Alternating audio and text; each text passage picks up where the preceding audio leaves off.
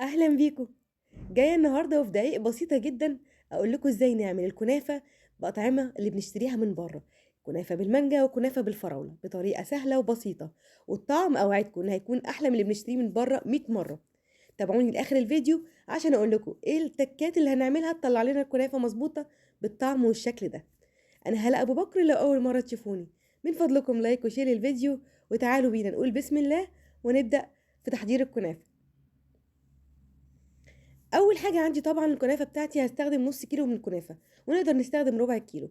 هكون مفرزاها وهبتدي اقطعها حتت صغيره جدا، نقدر نقطعها بالسكينه او كمان نفرمها في الكبه، الطريقه اللي تريحكم استخدموها.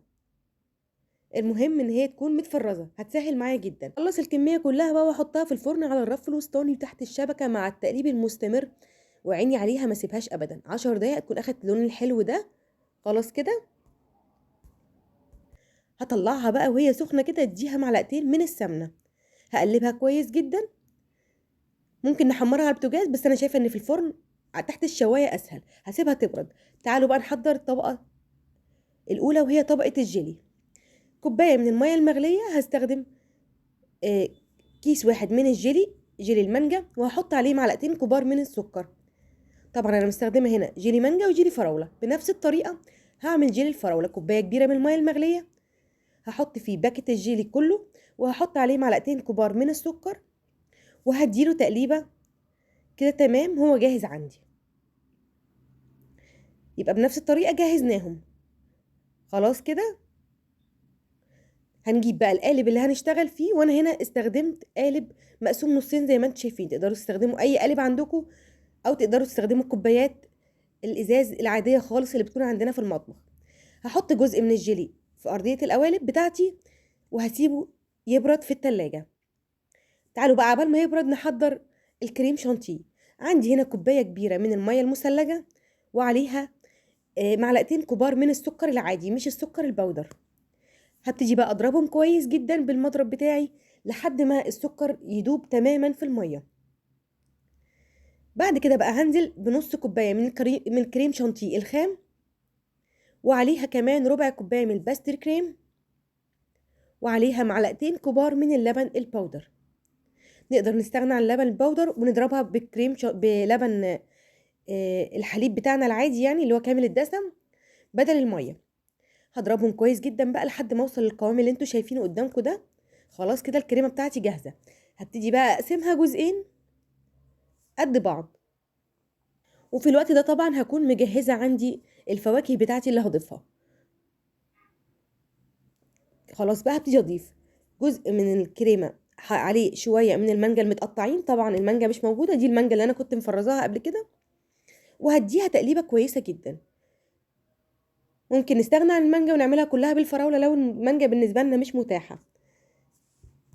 هقلبها كويس جدا جدا، وبكده تكون الكريمه بتاعتي جاهزه خلاص. تعالوا بقى نخرج الجيلي من التلاجة، وطبقه كده هبتدي اديله طبقه من الكريمه. طبعا الجزء اللي بالفراوله هحط عليه كريمه بالفراوله اللي فيها قطع الفراوله، والجزء اللي بالكريمه اللي بالمانجا هحط عليه الكريمه بتاعتي اللي بالمانجا. هبتدي اسويهم كويس في القالب بتاعي. احاول اخلي ارتفاع الكريمه واحد في الناحيتين. هبتدي اسوي برضو الناحيه اللي فيها المانجا زي الفراوله بالظبط. تمام كده. يلا بقى نحط طبقة من الكنافة بتاعتنا. والكنافة هنا انا سبتها تبرد تماما، ما تستخدموهاش وهي سخنة. زي ما انتوا شفتوا انا ما حطيتش على الكنافة بتاعتي شربات خالص. ودايما بعتمد في الكنافة اللي بتكون بالكريمة ان الكريمة هي اللي هتطريها، ما بضيفش اي شربات او عسل. خلاص خلصت طبقة الكنافة. يلا بقى تعالوا نديها كمان طبقة من الكريمة. وطبعا زي ما اتفقنا كل جزء من الجيلي هحط عليه الكريمه بتاعته، يعني الجيلي اللي بالفراوله حطيت عليه كريمه بالفراوله، وهكذا في الجيلي اللي بالمانجا. انا هنا زي ما انتم شفتوا ما بديش الكنافه ولا سكر بودره وانا بحمرها، ولا بعد ما حمرتها شربات. بتكون تقيله جدا، والسكر البودر بيخليها بعد كده مجبسه كده ومش طريه، ولا زي ما هنطلعها كده بالمعلقه لما تشوفوها بعد شويه، لا هتكون وحشه جدا سيئه جدا. فبلاش نحط لها سكر بودر ولا كمان نديها شربات. هسوي بقى الكريمه بتاعتي كويس قوي. خلاص كده تمام. يلا بقى نضيف اخر طبقه عندي، وهي طبقه الفاكهه. هضيف طبعا الفراوله فوق الجزء اللي بالفراوله، والكريم والمانجا فوق الجزء اللي بالمانجا.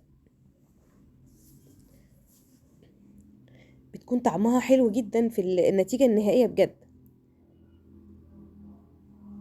وطبعا كلنا عارفين الاسعار اللي بتتباع بيها بره في المحلات. خلاص كده تمام. انا كنت شايله طبعا معلقتين على جنب كده من كل نوع جيلي. هبتدي بقى اسقي بيه كده بس الفاكهه من فوق بتاعتي علشان تدي لون ولمعه للطبق بتاعي. ودي طبقه نقدر نستغنى عنها، مفيش مشكله لو مش موجوده اصلا، بس انا بحاول اطلعها بنفس النتيجه اللي بتكون في المحلات. بصوا بقى شكلها جميل وطعمها اجمل. زي ما انتم شايفين الكنافه عندي مش مجبسه في بعضها، لا، حلوه كده وطريه كلها في بعضها بجد.